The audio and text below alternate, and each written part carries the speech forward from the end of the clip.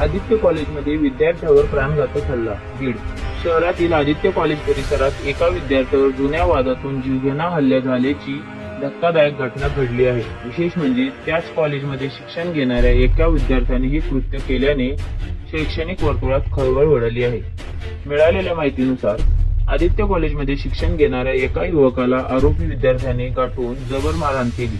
मारहाण इतकी भीषण होती की आरोपीने धारदार शस्त्राने पीडित युवकावर वार करून त्याला भोसकले. यामध्ये संबंधित युवक गंभीर जखमी झाला आहे.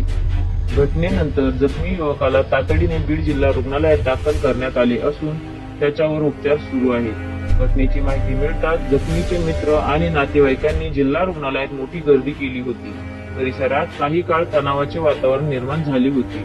पोलिसांनी या प्रकरणाची दखल घेतली असून हल्ल्याचे नेमके कारण अद्याप स्पष्ट झालेले नाही.